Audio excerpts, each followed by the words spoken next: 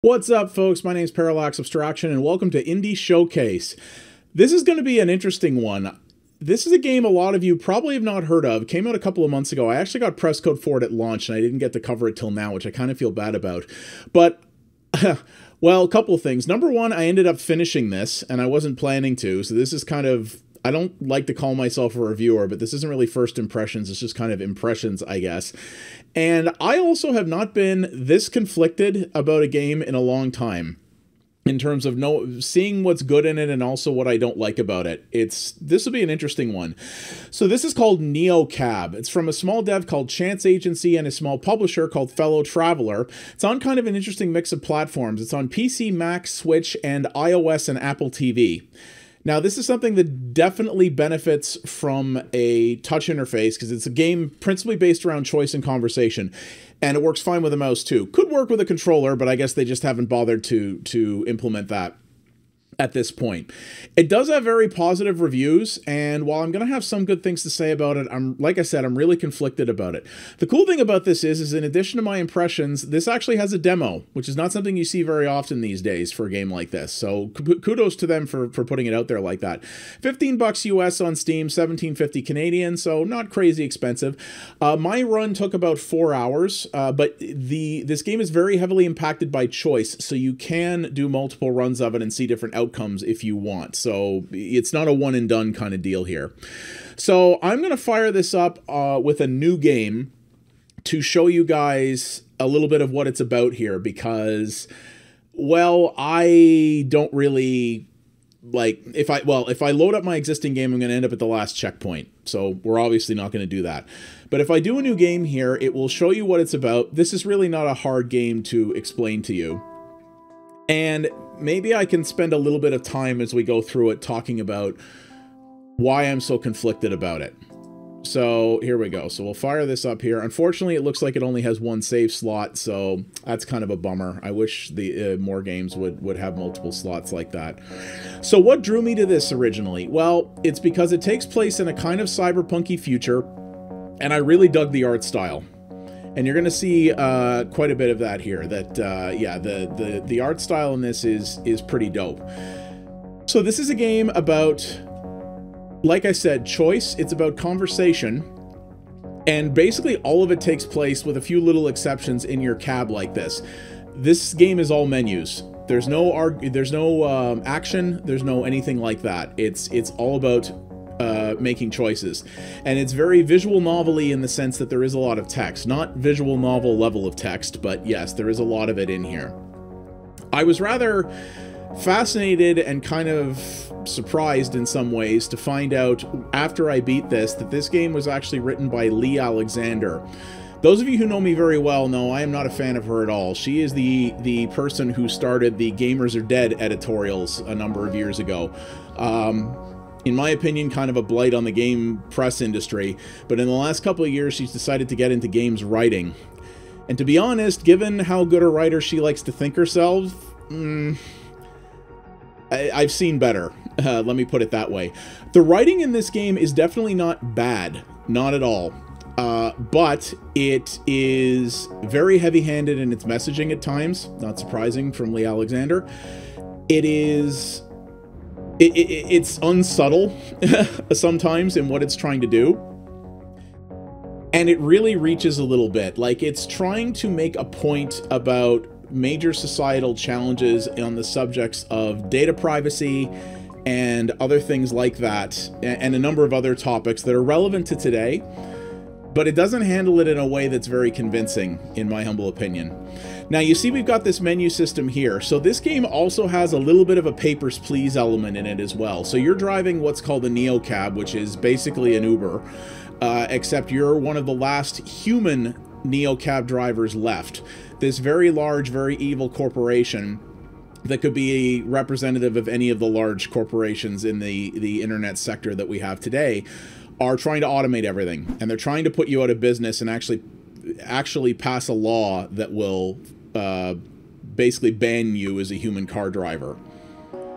So you see here, so you're coming into this town because the story is basically you're coming into this town to move in with your best friend and sort of start your life over again. And the principle of the game is that you're going to pick up people passengers along your way. There's only a handful of them in the game, so you're going to be running into the same people over and over again, but they're all very different from each other. They each have their own personalities, their own stories, and who you choose to pick up, when, and how you interact with them will determine what role they play in your overall story, and they will impact choices later that can determine outcomes and also how other characters interact with you. There is a money mechanic in this. So you have to balance a few different mechanics here. So you see here, it's just different choices here that can affect things differently. I'm not gonna talk about the choices. I'm just gonna make them as I talk here. So you can advance the text by clicking the mouse, though that's very buggy. I found that doesn't always work very well. And or it also has an auto advance system like this, and you can change the speed of that, almost like a visual novel, so you can just sort of read it as you want. So the other mechanics that this has is that you have to maintain a driver rating of 4 stars or higher. If you drop below 4 for too long, for too many rides, you'll get fired, which kind of screws everything up. And there's also a money mechanic. So you're going to have to have enough money to keep your car charged, because this is an electric car, and also to find accommodation. That's not really a spoiler. It's very early revealed in the game that you have to find places to stay. And depending on what kind of places you choose to stay in and what they're worth, it will impact how well you sleep and what your mood is. One of the other things that's given to you very early on in the game is she'll end up, you might see it in this run, you might not, but she ends up with a little, your character here, Lena, ends up with a bracelet that shows what your mood is on a very wide spectrum, and it broadcasts it to other people. So it kind of allows you to get an idea what kind of mood you're in, and that mood can impact the dialogue choices that are made available to you at certain points. Sounds simple enough, right? Well, it's cool and it isn't, because the problem is that you will be presented with choices sometimes that are representative of the mood you're in. Those can be very much to your benefit or to your detriment, but it doesn't really indicate what those will be. You have to try to infer it based on what the dialogue is that's attached to the choice that you're going to make. And it's very unclear sometimes. Sometimes taking the emotional choice is the good one, sometimes it's not. Several times I made what I thought was the better choice, and the game was like, oh, you screwed up. And I'm like, well, frig, okay. And the other thing that I find really frustrating about this is that in a game all about choice, it does the thing that I really dislike in games like this, which is that occasionally it will present you with multiple choices, but if your emotional state is too far to one direction or another, it won't let you choose the ones you might want to. I was in a situation where I was presented with, I believe it was 4 choices, but because of the emotional state Lena was in, which, you know, I had no indication of how to steer it to where it needed to go, or even necessarily what the state was it wanted me to do, 3 out of 4 of those choices were not available. You can click them, but it'll just go, I'm not in the mood to say this, or whatever. And then I ended up having to make a choice I didn't want to make because of factors that I didn't really feel I was in control of, or that I had a good idea of. And that was really, really frustrating to me. I don't like games that base everything all around choices, and then at certain points just arbitrarily take those choices away from you to try to make a point. I don't think that's very good narrative design in this scenario. And as for the money mechanics, see, I looked at that and went, ooh, this is almost a little like Papers, Please, which is really cool, where you really have to juggle resources and be very, very careful about how you do things. So you see here, heat flared into my face. Just hearing that made me furious. Your emotional state affects which options you choose. So you see right here, presented me with 2 choices. All I can pick is one of them. That happens multiple times throughout the game. Again, don't present me with choices if I can't make them. That you're defeating the point of this whole thing. See, again. Now this, admittedly, this is a tutorial, so it's supposed to work this way, but it's tutorializing a mechanic that I don't think is a very good idea. I'm really not a fan of that, to be honest with you. And I also, when it came to money, I never had any worries in this game. Now, there's a few situations where you are presented with an opportunity to make a sudden influx of cash in exchange for a, shall we say, questionable moral decision. But it didn't even matter. When I thought back to those decisions that I made, I went, if I didn't make these choices and I didn't get these little influxes of cash, would I have had any problems? And I was like, no, I don't think so. I don't think I ever would have ended up in a situation where my car was out of juice or where I was at risk of getting fired. And for several parts of the game, of the options that you're presented in terms of places to rest, I rested in the cheapest place. And aside from a little bit of different exposition, which basically talks about how she doesn't sleep as well and has some bad dreams, it didn't seem to affect anything. It didn't make me have any harder a time completing my missions the next day.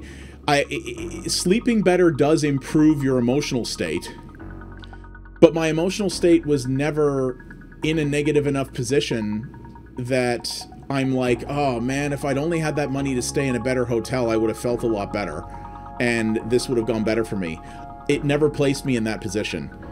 I would say I spent well over half the game sleeping in the cheapest place possible, and I don't feel it was really a detriment. It could have been, and it could have been a really neat way to implement that type of a system, but it didn't feel like the stakes were very high, if I'm honest with you. And that was a real problem for me as well. From a presentation angle, I think the game is quite good. I love the art in this. I love the sort of purple and blue neon color scheme. I love the character designs. I think a lot of the character designs in this are very cool. This is a game that takes place in a future where things are a little sci-fi-ish. There are characters, I'm not going to spoil any of it, but because I think that the composition of the characters is very key to their stories and whatnot. But there are characters who have some very fantastical looks and outfits and accessories and things, let's just say that. And I think it's really cool. And I really liked all that. I think the animations are pretty weak, as you're saying here. People, you'll see here that people kind of move between preset animations, or preset facial positions, and you'll just see it almost like the Telltale games did with their old engine, where someone would go like, you know, you can kind of see it's just transitioning between presets. And I find that very awkward and not very good. See, like that. See what I mean? She just went to, It's weird. It's weird and it's uncanny. It's really not for me. The animations feel like they are very, very basic, but it's made up for by the art style. I actually really, really like the art in this game. Now, in terms of the overall narrative, again, no spoilers, but this does have some intrigue and, again, some interesting choices to make, and there are different characters that you can choose to involve yourself with in different ways that will significantly, or at least seem to, or are pitched to, significantly change the potential outcomes. And I think that's cool.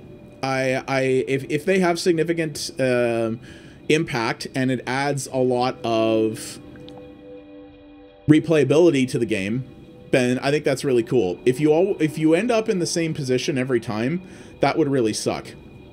I will say that the key choice the game presented me with at the last checkpoint where I said my save was, I could see that having a pretty big impact on the ending. Very big, actually. So I think the choices do matter in this. And at the end of the day, that's the most key thing with this. If a game is based around choice, but is ultimately going to funnel you down the same path so that your choices don't really matter, which was a common complaint of Telltale games. Even though I liked a lot of Telltale games, a lot of people were really kind of like, this is kind of dumb, because at the end of the day, the story's kind of going to end where it wants to end, and there's only some ancillary things that change around that. So, And you see, you get a little comment here on your... So the dialogue choices you make can affect your rating, and you'll get a different comment depending on that. I approached this guy differently in my main playthrough, and he was much more amicable. But you see, I basically had a 5-star rating, so there we go. I earned some money. I've got more money in the bank right now, and my battery's low, which is on purpose. And this person here is the other principal character of this, and the source of much of the intrigue. It's kind of funny because it feels like this person was very much modeled off of another very, shall I put it mildly, controversial figure in the games industry that I'm not going to mention here. Person who I am very much not a fan of, and who is also very friendly with a few different people whose names are in the credits of this game. But funny enough, she is not portrayed in the best light possible, especially near the end of the game when I got there. She's actually portrayed pretty negatively, and in a way where I was like, wow, for someone who so very clearly modeled this person after someone who people accuse of being manipulative and toxic, this character kind of is that, which I thought was a little interesting. And believe me, that's also not really a spoiler, because that gets, this person's methodology gets revealed pretty early on. Maybe a coincidence, but I doubt it. Hopefully you guys have also been hearing the music a little bit here. I might actually pick up the soundtrack for this game. I think the music in this overall is excellent. This tune's not too bad, but the ones that are the very, like, what would you call them? Almost dark, like, city night tunes. The very sort of ambient stuff, you heard a little bit of it there. It's not cyberpunky, it's not synthwave, it's not really anything. It's kind of a mix of a few things, and I really, really like it. Actually, I think the soundtrack in this is really excellent. Most of the even the songs in this that I would say were the weakest, I think were still really good. And the soundtrack you can get for this, so I think that's pretty cool. So, but yeah, like I said, I'm very conflicted about this game because it's weird. For every positive, there's a little bit of a counterpoint. Like, I love the art, I don't like the animations.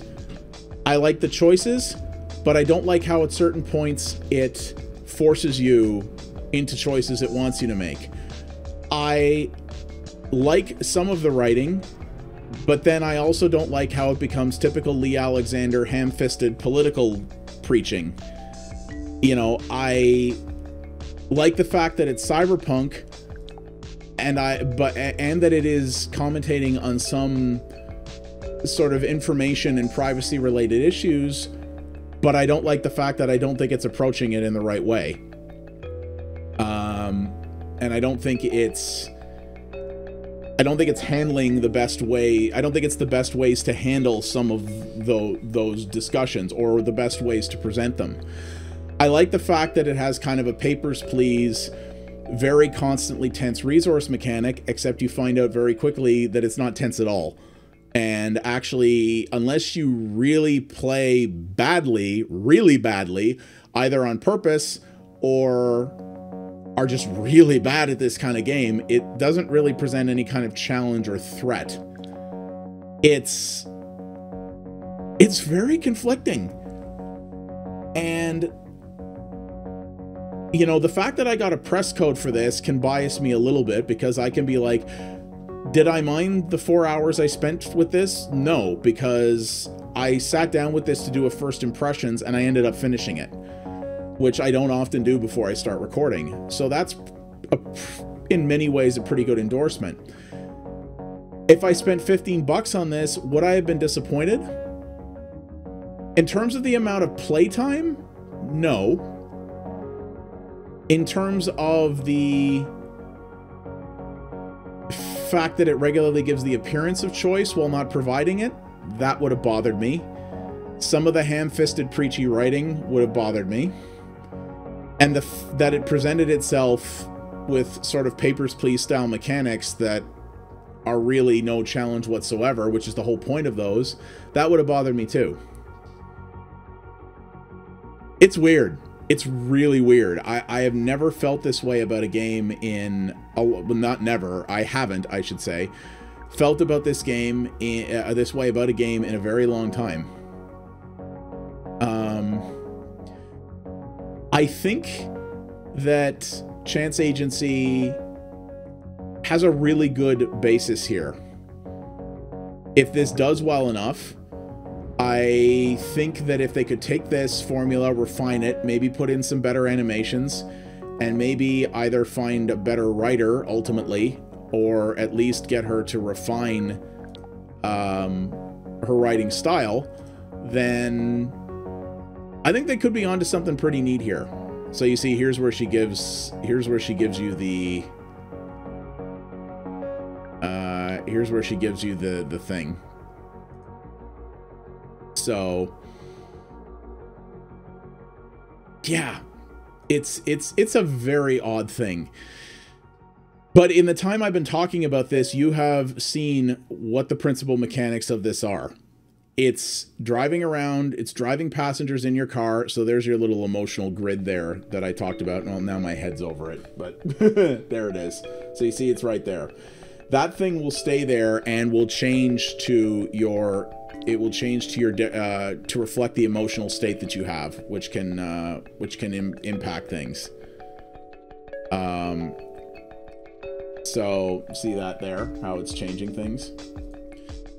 So it's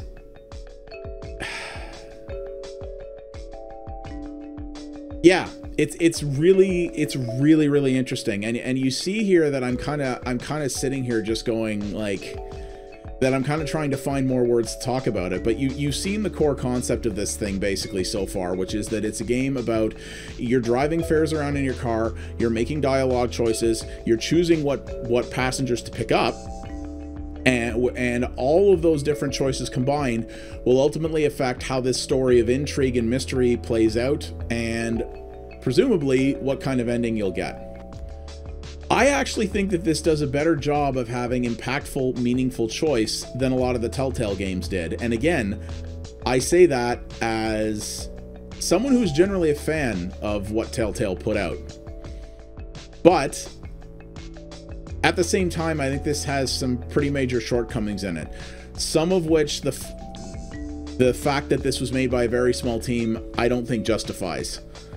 You know, I think the writing and the weak Papers, Please mechanics and the restricted choices are not justified by the fact that this is a small team. I don't think the animations are either. But they took the core mechanics of a Telltale game and in many ways did them better. And they did it in a setting that I really like. So, yeah, like I said, if I'd paid $15 for this, I don't think I would have felt ripped off, but I don't think I personally would have felt it was worth it just with the how the overall package worked out. You might very well think differently. The reviews of this on Steam are overall quite positive. So I think, you know, the flaws that I'm finding in this may be more of a me thing than a you thing. If you think this you'd be into this, I mean, there's a demo. So go grab the demo, you know, try it out. I mean, you're watching it, you're seeing what the majority of the gameplay is, but you can try it for yourself and see what happens. But yeah, I've been talking for a while now, so I think I'm going to leave it there because that's basically the core of it and my concerns with it. So this is NeoCab, again, published by Chance Agency, developed by Chance Agency and published by Fellow Traveler. It's really conflicting for me, but in many ways, I kind of am going to give it praise for that because I've said before how I really like that there are games now that are not universally loved or hated. I like the fact when something can be divisive and get people talking about it. And we seem to have had more of those lately, which is, I think, a pretty good thing. So, yeah. That is NeoCab. It is available on PC, Mac, Switch, and iOS. It's $15, at least on the PC, $15 US. It's not very expensive, so you can have a pretty good, you know, it's got pretty good value in terms of the amount of time you could get out of it, especially if you want to do multiple runs. So Check it out if you think it'd be interesting. And yeah, thank you very much for watching. Definitely drop some comments in the comments section. If you've played this or if you haven't, let me know what you think about it. And if this interests you, or if you did play it through, if you don't like some of my criticisms, let me know, because I'd like to know why you liked things about this that I didn't. And if you did like this, please consider liking the video, subscribing to the channel, and hitting the bell so you find out more about it, or you find out more stuff when I have it coming, that is. And also, if you want to see a whole bunch of true variety streams, you can follow me over at mixer.com/pxabstraction, where I do multiple variety streams throughout the week. And yeah, that's NeoCab, guys. Thank you very much for watching. Hope you found this interesting, and I will see you guys next time on the next episode of Indie Showcase. You guys have a good one. Take it easy.